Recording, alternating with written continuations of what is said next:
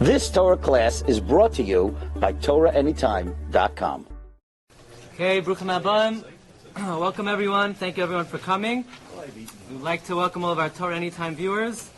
Tonight's Shiur is being sponsored Liloi Nishmas, Rochelle Ben Esther, and Lubalea Bas Bitya by Mishpacha Zavdanov, and all the Mishpachos that are the children and grandchildren of Rochelle Ben Esther and Lubalea Bas Bitya.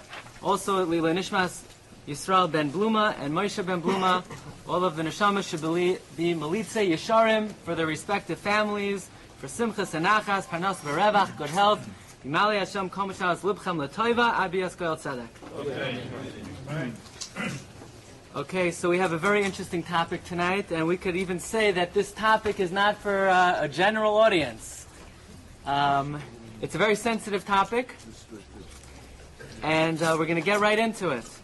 This week's Parsha, we find that Yaakov Avinu marries first who he thought was Rachel, when actually in reality it was Leah.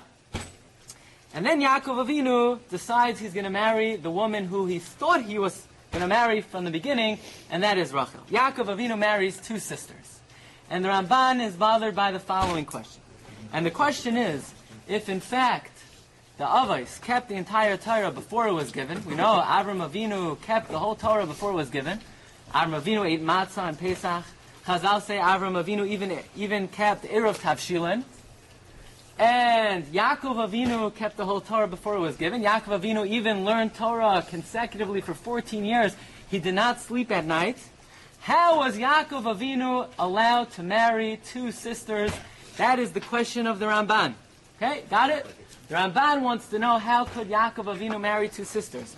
To which the Ramban answers, it's not a problem. Because the main place in this world to keep the mitzvos is the land of Israel, Eretz Yisrael. And since the Avos were voluntarily keeping the mitzvos, they only accepted upon themselves to keep the mitzvos in the land of Israel. Where did Yaakov marry the two sisters? Chutz la'aretz, outside of Eretz Yisrael. And conveniently, one of them died before he got into Eretz Yisrael. So it's not a problem. Yaakov only kept the Torah in Eretz Yisrael. Outside of Eretz Yisrael, he did not keep the Torah, and that's how he was able to marry two sisters. Comes Rabbi Yaakov Kamenetsky. Yaakov Kamenetsky was one of the Gedolei Hador of the last generation, and he asked a question that really is very befitting of his character. And that is, asked Rabbi Yaakov Kamenetsky, I don't get the question of the Ramban. The Ramban wants to know. Send this down. The Ramban wants to know, how could Yaakov marry two sisters? What's the problem? I'll tell you how he was allowed to marry two sisters. He married Leah. You know why he married Leah? Because he married her. There's nothing wrong with marrying a woman, right? He married Leah. Now you want to know why he married Rachel? I'll tell you why he married Rachel. Says Rabbi Yaakov Kamenetsky, and he introduces to us a concept that many people are not familiar with. You know why he married Rachel? Because he said he would. He told Rachel, I'm going to marry you. Right? He was engaged to her. In Yiddish, they had a vart. Right? They had a vart, you know. When did they have a vart? Yaakov said, Evadcha sheva shanim, birachel, bitcha haktana. And if you say you're going to do something, you got to do it. You hear that chiddush? You hear it? It's a new concept. A person that says they're going to do something is morally, ethically, biblically obligated to keep what he said. If you say you're going to call someone, you got to call them. If you say you're going to meet someone, you got to meet them. If you say you're going to do something, you have to do it. Not because you swore, not because you promised, not because you took a shvuah, because you said it. And if you commit to do something, you better do it. So now what do you want Yaakov to do? Yaakov told Rachel, I'm going to marry you. But now he wants to pull out of his back pocket a chumrah. You know what a chumrah is? A strict measure. He wants to be what we call a frummy. He wants to tell Rachel, I can't marry you. I'm a very frum guy. I keep the Torah before it was given. Yaakov Avinu, why should Rachel suffer because Yaakov wants to be a frum guy? Yaakov's not obligated to keep the Torah. Yaakov wants to keep the Torah. He's taking an extra legal measure. He's taking an extra precaution. He's not obligated to keep the Torah. Nobody told Yaakov that he has to keep the Torah before it was given. So he wants to be, very observant, ultra-Orthodox. Not at someone else's cheshbon. Not if someone else is going to lose out. So says Rav Yaakov Kamenetsky, you know why Yaakov had to marry Rachel? Because he told her he would. They had a vart, right? And those of us who are familiar with Bukharian customs, they had kanchori, right? Right? Kanchori. Right? You know kanchori. I got a big education about it. Once you have the vart, once you have the kanchori, you're finished. There's no backing out, right? One direction only. You have to get married. That's what Rabbi Yaakov asked. So if that's the case, okay? If that's the case, if the case is that once you say you're going to marry someone, once you have the engagement party, once you have the vart, once you have the kan chori, you don't even have to have the shini chori. Even without the shini chori. Right? Even before that. Even if you just have kan chori, there's no going out. There's no getting out of it. So therefore, Rabbi Yaakov Kamenetsky wants to know, if Yaakov is obligated to marry Rachel, then what's the Ramban's question? Why is the Ramban asking, how could Yaakov marry two sisters? He's morally obligated to marry two sisters. Says Rabbi Yaakov Kamenetsky, the Ramban has no questions on Yaakov Avinu. The Ramban's question is on God. The Ramban's question is on Hashem. What's the question? Since Hashem knew that Yaakov Avinu kept the whole Torah before it was given, why did Hashem put Yaakov in a situation where he has to violate the Torah? Where he's forced to marry Leah, he got tricked into it, and then he's forced to marry Rachel because he gave his word. Why did Hashem put Yaakov in that situation? To which the Ramban answers, what situation? Yaakov only kept the Torah in Eretz Yisrael, not in Chutz Aretz. And Yaakov was never forced to violate the Torah in Eretz Yisrael. So Rav Yaakov Kamenetsky is introducing to us a very novel idea, and that is we once had a shiur about what we call the sanctity of marriage, about Gittin, about Kasha Gerushin, about how terrible divorce is. Now we're learning an added step. That once two people are engaged, they are bound to each other, and they may not be able to break it, perhaps. Perhaps engagement also has certain halachic ramifications. That is what we're going to learn about this evening. Okay, so we begin with an interesting idea. And that is, last couple weeks we were talking about shidduchim, right? We talked about shadchanos money. What does the word shidduch mean? What's the shidduch? What does that word mean? Yeah? People think it's a Yiddish word. It's actually an Aramaic word. The Targum on the words, Vatishgoit ha'aretz, and the land was tranquil, the land was at peace, the Targum Onkelos says, V'shadicha ara. The land was shadach. In other words, the word shidduch means tranquility, peace, calm. Most people are thinking it's anything but that, right? If anything, maybe it's lashon sagi nahar, it's a euphemism. But that's what the Ramah says the word shidduch means: tranquility, peace, calmness. Maybe only once you find the shidduch, then you find tranquility and peace. But during the process, it's certainly a very confusing time, a very uneasy, tenuous time. And that is why, perhaps, the Sefer Aruch gives a different translation for the word shidduch, and that is me'urav. Literally, it means, you have two vines, and they're mingled together, they're intertwined. So shidduch is when you have two disparate individuals, and they come together.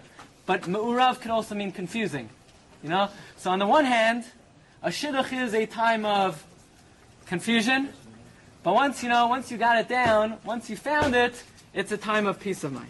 Okay. So let's talk about the halacha. If a boy and a girl are engaged, is that binding?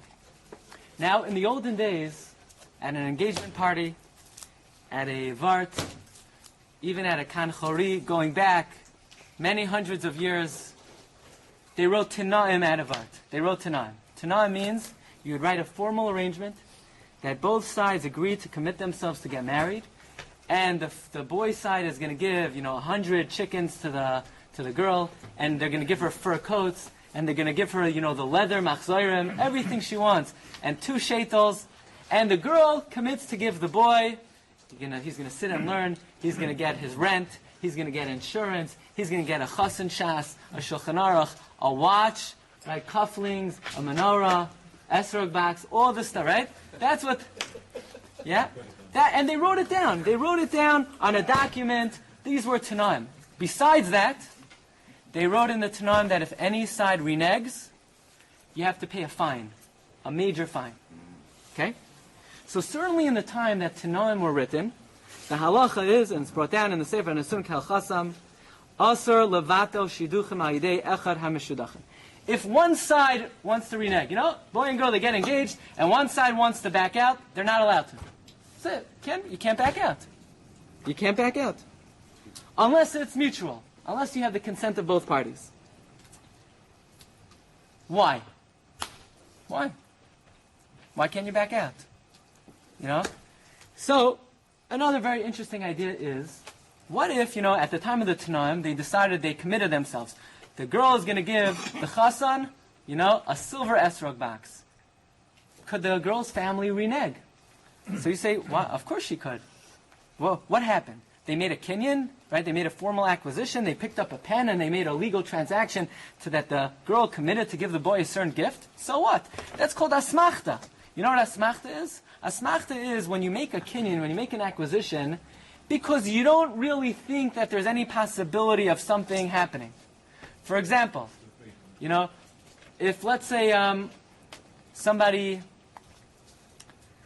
bets on a game, yeah? By the way, Sfardim are not allowed to bet. It's Asar. Halacha l'maisa, the Shulchan Aruch says Sfardim may not bet. The Ramah is more lenient. But to pay these games, poker, all these things, for a Sfaradi, it is Asar min adin. There are no legal loopholes. Look at Rebbe Vadia. But that's a time for a different story for a different time. Asmachta loikanya means, let's say I tell somebody, I'm going to give you a certain gift because I think, we'll be able to work things out. So the halacha is, I am not morally obligated to give you the gift. You know why? Because if something happens and unexpected, so I could say, you know what? I never realized that this would happen. I was banking on the fact that this unexpected event wouldn't happen. So in a normal situation, if you commit to give someone a gift, and at the end of the day you want to renege, there is a legal loophole to be able to renege. But when it comes to Tanaim, if a chasen or a kala promises to give a gift to the other party, you cannot renege. Why not? Tosfos writes in Masechta Bava Metzia, you know why you can't renege? Because it's embarrassing. It's embarrassing. Here, what's going to happen? You had a big kanchori, right? And she gave out the sugar to everybody, right? That's what happens. Or you have the vart. Everybody comes. All the rabbis come, and all the family comes, and all the relatives come, and you make a big announcement, and you even put on, what's that thing called? You announce on the computer. What is that called? You put on only simchas, and the whole world knows your business, right? Everybody knows you're engaged. So what's going to happen? The next day, you're going to back out. The next day, you're going to back out of the vart. You're going to back out of the engagement. It's going to be embarrassing. Now, let's say the chassan wants to back out. It's going to be a public humiliation for the kala. She's going to have to go tell all her friends, right? They may have given her gifts. It's going to be very shameful. Because of the embarrassment, Tosfos says, that makes it that you can't back out. It's mevayesh chaveroi barabim. You're embarrassing someone publicly. It's a public embarrassment. If the whole world knows that you're engaged, and now you want to back out, it's shameful to the other party. Tosfos says, this is not permitted. In fact, I'll tell you a little story, and this is certainly not for the general audience. Yeah? Listen to this Maisa Shahaya. This was brought down in the Sefer Shas Chus Mar Hashtam. Mar Hashtam was a student of Rabbi Yosef Taichik. We once mentioned him a couple of months ago. And he tells the following story. You ready? Reuven had a daughter, Leah. Okay? Reuven meets a nice young boy. His name is Shimon. Reuven says, I want to give you my daughter Leah. You'll get engaged, and I'll give you everything. I'll give you the Chasan Shas, the Oiz V'Hadar edition. I'll give you the Shulchan Aruch. I'll give you the cufflinks. I'll give you the gold watch, whatever you want. Yeah? I'll give you everything. So he said, fine. And they made an arrangement. The Chasan's family is going to give the Kala, 3 shetels. And they signed Tanoim. Yeah? Meanwhile, they're not married yet, but they're engaged. Meanwhile, Reuven has another daughter by the name of Rachel. Rachel was married to a guy by the name of Levi. Unfortunately, Levi passed away. So Reuven, Nebuch, is stuck with his daughter, what happened was, Rachel passed away, and Reuven is stuck with his son-in-law. He's an alman. He doesn't have anyone to marry. So he said, you know what? Instead of me giving my daughter Leah to Shimon, I don't really like Shimon anyway. You know, when I gave him the shas, he didn't even thank me, you know. I'd rather take my daughter Leah and give him to Levi, because anyway, he was a very good husband to Rachel. So I'm going to give Leah to Levi. So behind Shimon's back, he rips up the Tanaim, and he takes his daughter Rachel, and he says, I want you to get engaged to Levi. Meanwhile, Shimon says, no, what do you mean? We're engaged. You know how to do that. How could you take my kala and give him to another man? So Shimon says, that's it. Forget it. Shimon throws all the gifts back into his future father-in-law's house. The father-in-law throws all the gifts back into his future son-in-law's house. And Rachel is about to get engaged to Levi. When Rachel says, Levi, he's a bum. I don't want to get engaged to Levi. So Rachel calls up Shimon, on the phone. And she says, Shimon, I love you. I want to marry you. I don't care what my father says. So Shimon said, no, what are we going to do? Rachel then moves into Shimon's house. And the father is going berserk. The father up in arms. What kind of maneuver, what kind of bum is Shimon? So they get the Rabbanim involved in the case. And the Rabbanim speak to Reuven. They say, look, Reuven, it's inevitable. Rachel is going to marry Shimon, the boy who she was engaged to at first. But let's make things good. Let's try to do it in a pleasant way. Just agree to commit yourself to give back the gifts to Shimon. He says, fine, on one condition. We have to do this in a decent way. She needs to come, move back into my house, and then I'll give her back over to him like every father gives a daughter over to the chassan. She said, I ain't going. I'm not going back to my father's house. So now the question is, meanwhile, she's living there inappropriately. So who's right? You know? Who's doing the right thing? Is Rachel wrong? Is Shimon wrong? Is Reuven wrong? Or are you confused by now, right? So basically, Marashtam paskins that the father-in-law who tried to renege on the shidduch is an avaryan. He's doing something wrong. He's doing something terrible. Because once he committed himself to marry off his daughter to Shimon, he may not pull back. Why? Mevayesh pnei chaveroi barabim. Once you agree to give over your daughter to someone, you have the vart, you have the engagement, you have the kanchori, whatever you want to call it, it's final. And to renege, if for one party to renege, it's a mevayesh chaveroi barabim, and that is what Tosfos says. So that's the first thing we're learning. The first thing we're learning is engagement is binding because of the embarrassment factor. Fine. Now we have another very interesting point over here. And that is raised by the Avnei Nezer. And the Avnei Nezer talks about another story. Okay, you ready for this Ma'aseh Shahaya? The story goes like this. This is the Avnei Nezer Choshen Mishpat Siman Pei Gimel. A young girl who was an orphan, her father passed away, was engaged with a young man. They had the varts, kan chori, fine. 2 days later, the future chassan is inducted into the army. He's not coming back for 7 years. So the mother of the girl said, I don't understand. We're not waiting around for you. I need to marry off my daughter quickly. I can't pay for her anymore. You know, she's shopping with the credit card. I can't pay for all those shoes anymore. I need to get her engaged to somebody. We want to back out. We're not waiting we're going to wait 7 years for the chassan. Says the Avnei Nezer, who doesn't want the shidduch to happen? If the girl wants to wait, the mother may not renege. Why not? Says the Avnei Nezer. There's a story in the Gemara Masechta Tainis brought down by Rashi, by Tosfos, by the Aruch. Okay? It may sound like one of Aesop's fables, but actually this is where he got it from.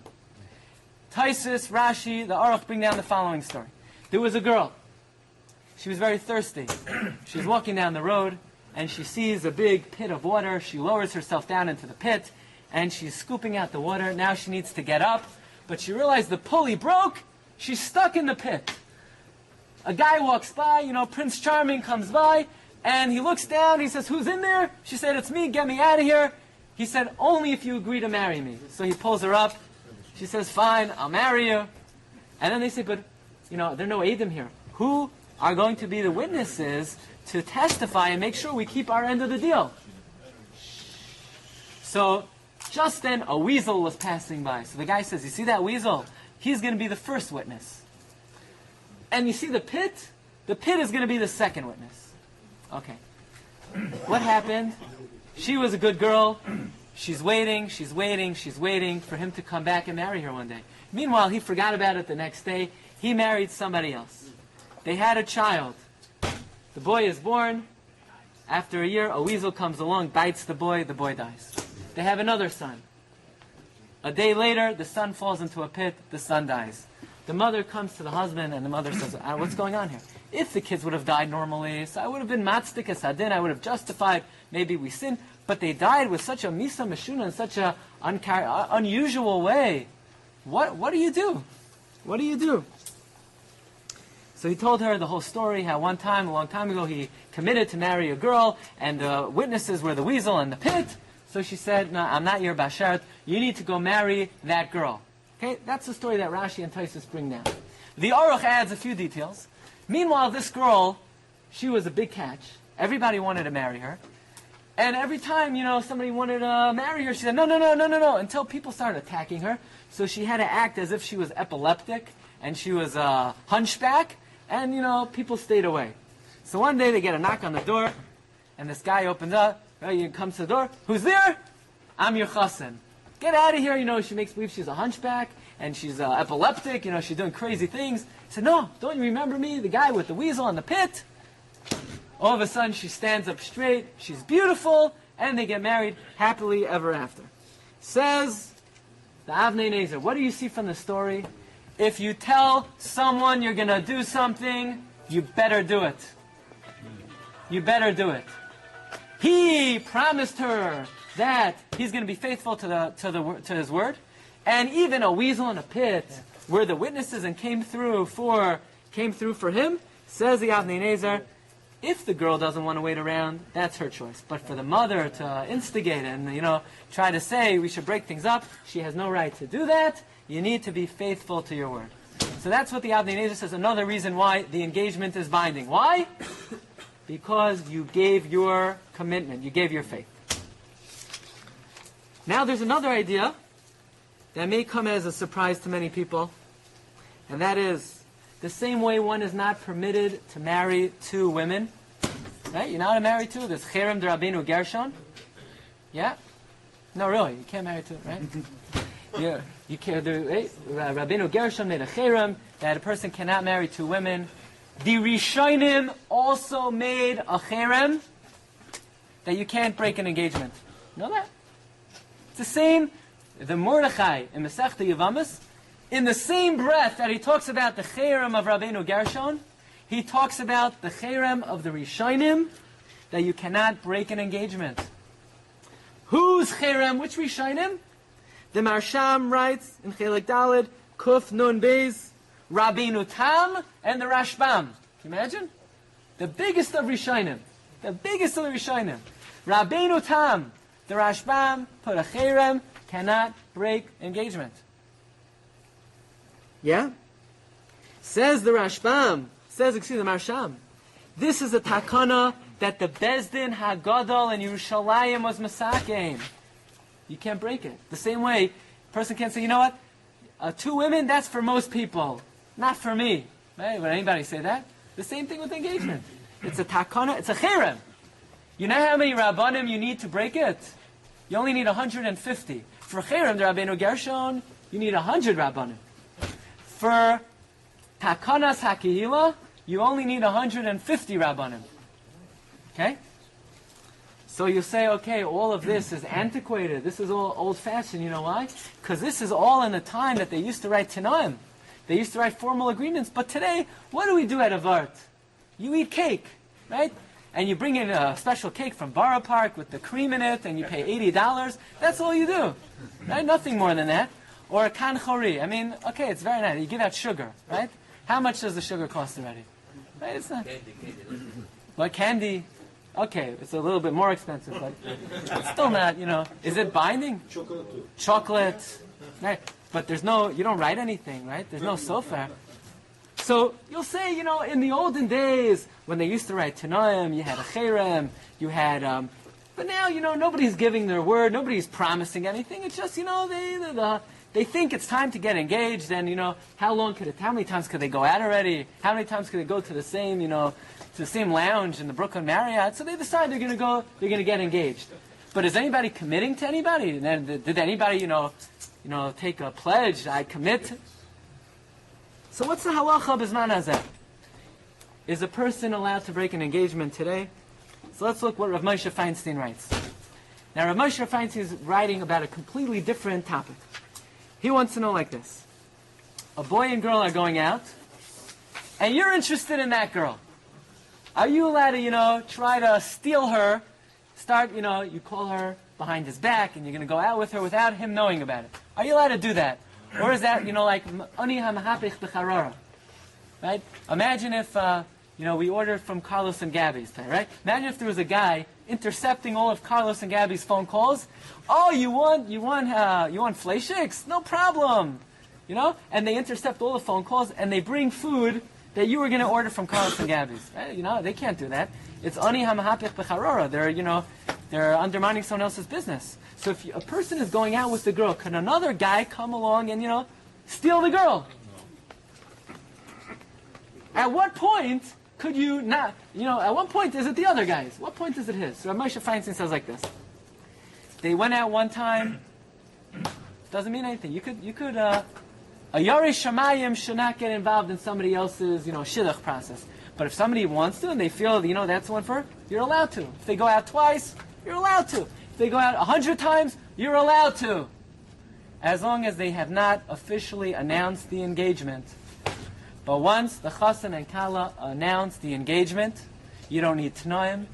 You don't even need to give out sugar or candy or chocolate. You don't even need to order that cake. Once the engagement is announced, says Rav Moshe, the cherem of Rabbeinu Tam and the Rashbam is in full force. So therefore, once a chassan and kala announce their engagement, for you to go to try to steal the girl, you're going to cause them to violate this cherem, and you're not allowed to do that.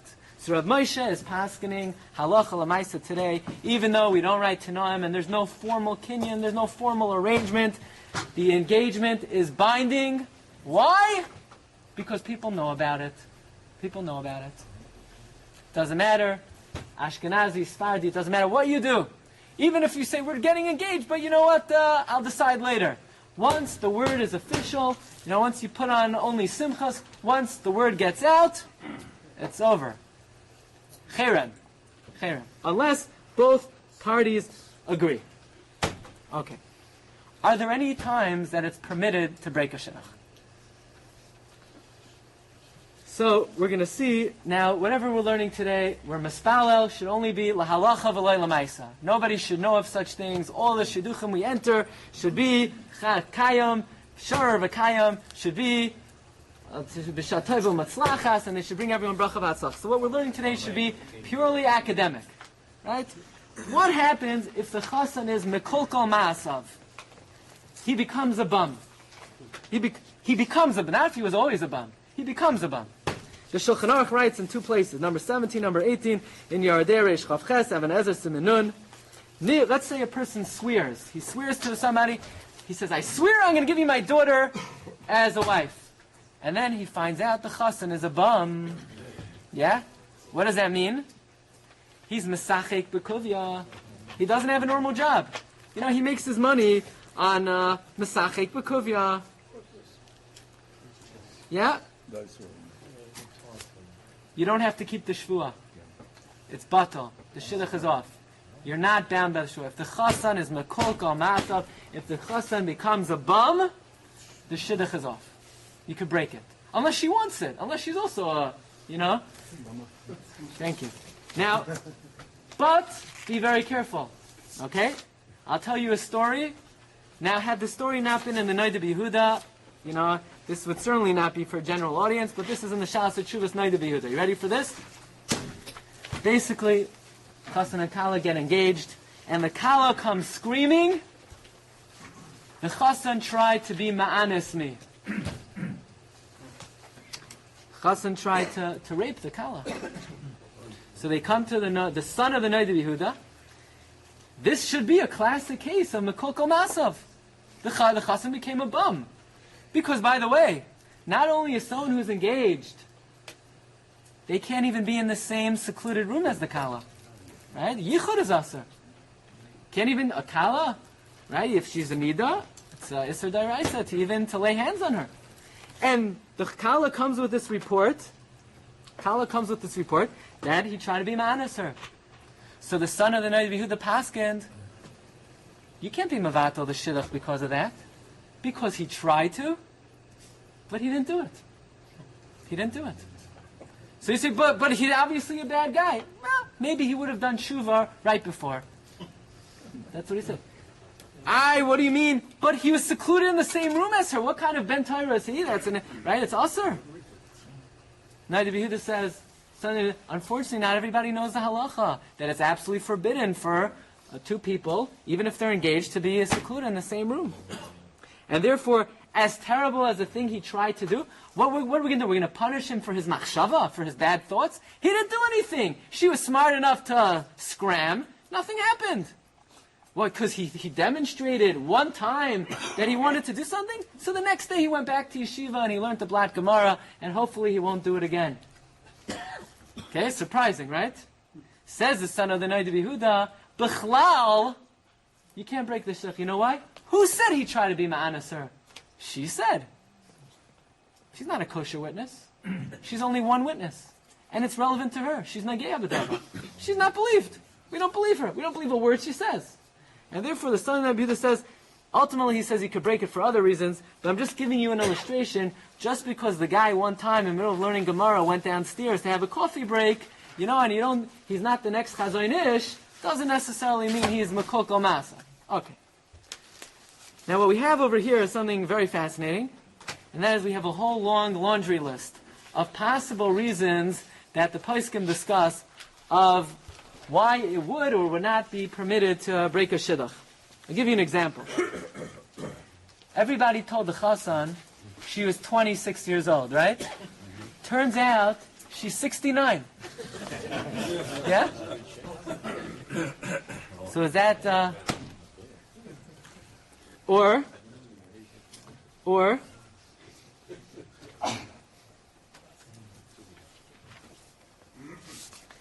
she thought, now all of these cases not so simple. Not so simple you could break it. Unless she's much, much older. The case I gave is pretty clear cut. But the poskim talk about if you thought she was 26 and she was really 39, Sam Surface says you can't break it. You got to do your research before. Okay, again, this is not la halacha. Ask your local Orthodox rabbi. Okay, I'll give you another case. She was wearing a mask. Turns out her nose is a little too long for your liking, right? Or you thought the guy he could learn something. He can't even open up a Blat Gemara. He doesn't even know how to hold it right side up. That's the one case that you could break the shidduch. If you told the chassan, look, I'm going to give you some money, you'll be able to sit and learn, and turns out the guy, Nebuch, he doesn't even know a gimel from a dalid, the Ben Ish Chai paskins, it's off, if the kala so chooses. What if, the guy turns out to be a meshugana?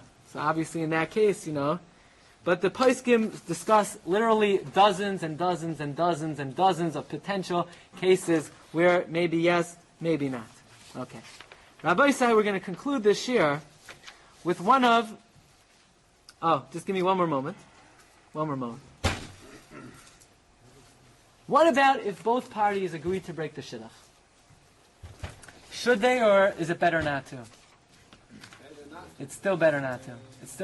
In fact, even if both sides agree, in fact, many Gedolim say, and I know in our yeshiva, that's what the Rosh Yeshiva used to advise, that better to get married and have a get than to break an engagement. And that's brought down by many poskim. Doesn't mean this is how we pass on halacha l'maisa, but it just goes to show the severity of the inyan. That there's a common expression, mutav l'kroya klaf la'yikru niyar. Better to tear up, better to have a get than to tear up a tanan. Okay. And you can never get a kisuv like a Vasula anymore, right? What? You can never get a kisuv like a Vasula anymore? No, you could. You're still a basula. Anyway, they still give a basula. Yeah. Rabbi said just two other halachas, then we're going to get to an amazing story. What do you do with all the gifts? You know, everybody came, they gave gifts at the vart, or the chassan gave gifts to the kala gave gifts to the chassan. Everything has to be returned. In fact, if let's say the chassan side paid for a vart or the kan chori, if the kala wants to break it, she got to pay the chassan side for all their expenses. Let's say the chassan's family flew in and people paid money to fly in, the expenses have to be covered. Okay? These are some of the relevant halachos. But besides, on top of this, if it's broken, even though obviously there's no divorce, there's no get, a shtar should be written. It's called a shtar mechila, a shtar peturin. That the Sridei Eish writes, there's no official nusach, but at least each party should have a document in their hand. You don't want to have a situation, they get married, and another case, when you get engaged to someone, turns out they were engaged before you didn't know about it. Okay, so these are all cases the Sridei Eish recommends that in all of these situations, one should write what we call a shtar mechila. You go to a Rav, the Rav writes a shtar mechila this way. In the future, if anybody wants to know, you have, now what does it say in the shtar mechila? It says, both parties forgive the other party for any embarrassment, any shame, and they agree to forego any financial obligations. Okay? Rabbi Sai, turn over your sheets to the last page. Meet Rav Mordechai Bennett. Okay? You have the picture over here. Rav Mordechai Bennett, or in Latin or in English, his name was Marcus Benedict. Okay? But I don't think that's how he got called up to the Torah. He got called up. Rav Mordechai Bennett was born in 1753. He passed away in 1829. And he was the acclaimed Gadol Hadar in Moravia for 40 years. What? You can't ask this question. I have no idea. No, it's where? No, it's where Hungary is today. Hungary didn't exist then. It's the Czech Republic and where Hungary and the Czech Republic is. Okay, here's the story. You ready? At the age of 60 years old, the Gadol Hadar, Rav Mordechai Bennett, he became very weak, and he started losing his strength. And his son writes, he began suffering various ailments until the doctor said, if you want to live any longer, you need to go to the spas. A few hundred years ago, they used to think, they didn't believe in medicine, at least in that respect they were smart, right? They thought spas cured everything, right? They thought... Still do. What? Still do. Yeah. Spas, you go, hot baths, fine. Yeah. So they told him, go to Carlsbad. So he goes to Carlsbad in Tammuz... What? Yeah, he goes to Carlsbad, 1829. He comes to Carlsbad, he starts drinking the water. He never had such terrible water in his life. As soon as this, what he called accursed water, entered his body, he began suffering from terrible cramps, and his arteries began to weaken, and his ligaments began to weaken. 17 days later, from the time he comes to the spa, unfortunately, the Gadol Hadar passes away. Yud Gimel Menachem Av, 1829. What happens? Of course, he wants to be buried in the city, right? His children want to bury him in the city that he was the Rav. Where was he the Rav? In Nikolsburg. Neustadt. Nikolsburg. He was the Rav of Nikolsburg. He was the student of Rav Shmuel Shmelka of Nikolsburg. And his whole life, there was testimony. He always said he wanted to be buried in Nikolsburg. And not only that, one time his wife, who was a big tzaddikas, now by the way, his wife always prayed her whole life that she should die first, so that he could say Kaddish for her and learn Mishnah. And Kachava. She died a year before he went, And one time his wife said, you see that spot of land right next to Rav Shmuel Shmelkom in Nikolsburg? I want to be buried there.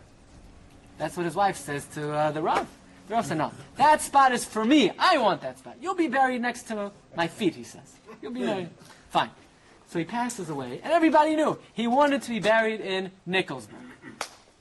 The only thing was, the law of the land is you can't transfer a body. Yeah, they believed, bodies carry contamination, and you needed to have a permit to move the body. So they didn't know what to do. So they decide they're going to move the body to the nearest city. What's the nearest city? Lamed Shin, Liechtenstadt. They go to Liechtenstadt, and they're about to put the body into the grave. They give terrible eulogies, and they wail and they cry. And Rav Naftali, the son of Rav Mordechai Bennett, announces, I want everyone to know, that this is not where we're going to bury the Gadol Hadar. It's only temporary until we get a permit. I don't know how long the permit's going to take, but we're not burying him here permanently. It's only temporary.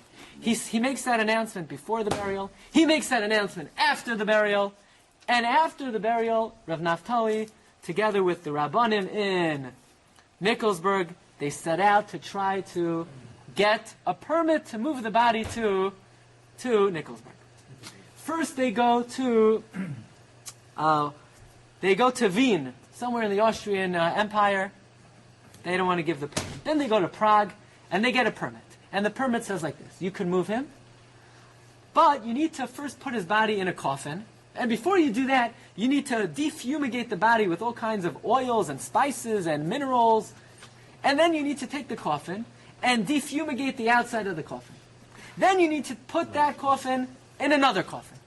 Then you need to take that coffin and sprinkle it with oils and spices and all kinds of smokes. And then you need to put the second coffin in a third coffin. And then you could take the body, move it from Liechtenstadt to Neustadt, to Nikolsburg. Fine. What happens? They come to the kever, and the people are up in arms. You're not moving him. We were Zaycha. The Gadol Hadar is buried in our city. And Mekaimai, he's kind of his Mekaimai. He's buried here. Hashkacha had it. We want him to be buried here. After all, everybody knew that. Rav Mordechai Bennett said that after he passes away, anybody who needs anything, you need parnasa, you need a shidduch, you need good health, right? You come to his kever. We want the address to be in our city. They said, okay, very nice. That's nice what you want. But he wanted to be buried in Nikolsburg. So they take it to the Rav. The Rav said, who do you think you are? Do you have a psak from any responsible Rav that you can move his body? I mean, we don't just move bodies. We've been trying our whole life to preserve the Kedusha of the Mason. You can't just move him. And then the Rav said a very smart thing. If you want to get people scared, you don't say, it says in Shulchan Aruch you know how to do it. You don't say, it's a halacha. What do you say? You never know. This might not be good, superstition. It might arouse the wrath of Hashem. Ooh, right? And then everyone's going to get all scared. Once bring up something superstitious, as long as it's not halacha, once it's superstition, people are going to get very scared. So that scared the Rabbanim in Nikolsburg. So they didn't know what to do. So they sent the question to the three Paiskei Hadar. Rabbi Akiva Eger, the son of the Noid of Yehuda, Rav Shmuel Landau in Prague, and the Chassam Sofer. And the Chassam Sofer gets a letter, and he said, what do you want from me? You already sent it to, the two great lions, but I'll be a small cub next to them. Let me tell you what I think. Now, the Rabbanim in Nikolsburg presented the following 4 arguments to their case to be able to move the body of Rav Mordechai Bennett. The first argument was, look, everybody knows that a dead person, a mace, feels comfortable among kivrei avosav. When a person goes achar mea v'esrim shana, it's more comfortable to be among the family. That's what the poskim say. It's more comfortable. So therefore, the Rav Mordechai Bennett, his wife's in Nikolsburg, his mother's in Nikolsburg, his children are buried in Nikolsburg, his grandchildren are buried in Nikolsburg. He probably want to be buried in Nikolsburg. And not only that, he said, his whole life he always told his wife he wanted to be buried next to Rav Shmuel Shmelka. So that was his desire. And we have the testimony of Rav Gavriel Eibeshitz, no relation to Rav Yonasan Eibeshitz. who was with him on his last days. And every night before Reb Mordechai Bennett went to sleep, Reb Mordechai Bennett said, I want to be buried in Nikolsburg, and if not Nikolsburg, at least Prague. And Rav Naftali, his son, when he buried him, he said, I'm only burying him temporarily until I'm able to move him. So the one who did the Kfura, the one responsible for the Kfura, he said, I don't want to bury him here. And finally, he's buried in some Fardarbina Beis HaKvaros in Nikolsburg. There are mountains around there. No one could access it. Nobody could daven there. Bring him to Nikolsburg. Says the Chassam Sofer, I don't agree with any of your arguments. Says the Chassam Sofer, first of all, like this. Okay, if you want to take a look, if you want to follow it inside, this is sheet number 7. The second column, the second paragraph. Chassam Sofer says, you claim this Rabbi Gavriel Eibeshitz says that he heard from Reb Mordechai Bennett that he wants to be married and buried in Nikolsburg. Who is this guy, Rabbi Gavriel Eibeshitz, anyway? He's a resident of Nikolsburg. Of course he wants his rabbi to be buried in Nikolsburg. He has no credibility. He's noigea b'davar. He's biased. Of course he wants his Rebbe to be buried in Nikolsburg. So therefore, what do we have to do to Reb Gavriel Eibeshitz? We need to tell him, have a nice day. We don't accept anything you're saying. He's noigea b'davar. So you says Chassam Sofer, but maybe you'll say, or you'll pull the following trick. Reb Gavriel Eibeshitz says that the Rebbe said he wanted to be buried in Nikolsburg, and if not Nikolsburg, Prague. Now, Reb Gavriel Eibeshitz couldn't care less if the Rebbe was in Prague. So regarding what the Rebbe said that he wanted to be buried in Prague, we could believe him. So once you take him out of the ground to move him to Prague, now he's out already, now you can move him to Nikolsburg, because that's where his family is. But says the Chassam Sofer, no, he's still not gay about that, he's still biased, because Prague is a lot closer to Nikolsburg than Liechtenstein. Then the Chassam Sofer says further, everybody knows he said that he wants to be buried next to the Rebbe of Shmuel Shmelka. He obviously gave up on that. Because if in his dying words he said, either bury me in Nikolsburg or Prague, what do you mean or Prague? Don't you want to be buried next to the Rebbe of Shmelka? Obviously, he wasn't so confident that that would happen. Obviously, he was mochel on that. So once he's mochel on that, he's mochel. But says the Chassam Sofer, the argument that his son, Rav Naftali, gave, that he buried him on condition that he would move him, that is a very powerful argument. And because of that argument, I am going to allow you to move him. And the Chassam Sofer is about to give a heter. And all of a sudden, in the middle of writing this tshuva, this responsa, the tshuva takes a 90-degree turn, and the Chassam Sofer says, but you know what? Thinking about it a little bit more, you know what I'm worried about? All the Jewish communities in Europe, they used to have the cemetery right next to the city. And the government always wanted to raise the cemetery and move the graves to some faraway place. Because they wanted to make fields and a place for animals to graze. And the Jewish people were always up in arms, Chevra Kadosh, and they wanted to protect the sanctity of the Mason. So what are we going to do now? You're going to take out the Gadol Hadar and you're going to move him. You know what the government's going to say? You guys are a bunch of phonies. Yeah, you believe in the sanctity of the mace? So look what you're doing to your rabbi. Says the Chassam Sofer, I'm afraid this is going to cause the destruction of all the Beis HaKvaros in Europe. And therefore you're not allowed to move him.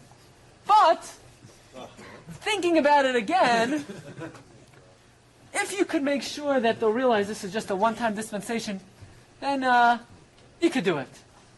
But, wait. A very strange response of the Chassam Sofer. Usually the Chassam Sofer was very definitive and decisive in his psak. In fact, the Chassam Sofer said about himself that if he gave a psak and he brought a proof from a Gemara, if you shlugged up the proof, he would still say the psak. You know why? Because his psak has nothing to do with the proof. Because he feels he has such heavenly assistance to come to the right conclusion that it doesn't matter if all of his proofs are shlugged up. God gave him the siyata d'shmaya to say the right psak. And here the Chassam Sofer is going back and forth and waiting, and maybe yeah, maybe not. Comes the son of the Chassam Sofer, Reb Shimon Sofer, and he offers the following eyewitness testimony. The Chassam Sofer, while he was writing this tshuva, he fell asleep. And he had a dream.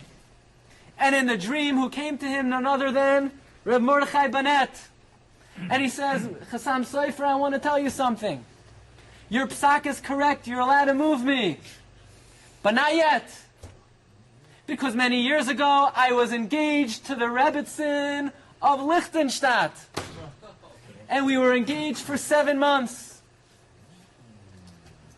And because the shidduch was broken, even though I was halachically allowed to, Min Hashamayim, they have a certain complaint against me, that I need to be buried next to her for 7 months, the amount of time that we were engaged for. So you know what, Chassam Sofer, you're right, wait 7 months. And that's what happened. 7 months later to the date, Chassam Sofer gave the definitive psak to move Rav Mordechai Bennett, and on Adar. We have over here in Adar, in the year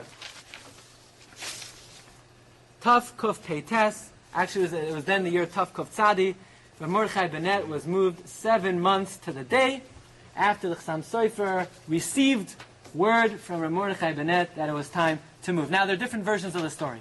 Some say Rav Mordechai Bennett was engaged to this girl, and that's what you'll see in the account of Rav Shimon Sofer. Others say Rav Mordechai Bennett once gave a heter to break a shidduch. But the lima tonight, I think, is more important than the details of the halachos of the binding nature of an engagement, is the idea of Rabbi Yaakov Kamenetsky that we started with. Rabbi Yaakov Kamenetsky writes in a footnote, we didn't read it yet, in number 16. Rabbi Yaakov writes, you know why the halacha says that once a boy and a girl have a vart, they should get married and they're obligated to get married? Because he said he would. And if a person says something, a person commits to do something, that alone is binding. That alone a person has to treat very seriously. You know, we live in a time that people use words very freely, and in a sense, words have very little meaning. But when you look at the halacha, and you see that words actually have very strong meaning, they're binding, there's something that a person has to abide by, that's a very important limud, a very important lesson that we could take from here. Have a wonderful evening. You've just experienced another Torah class brought to you by TorahAnytime.com.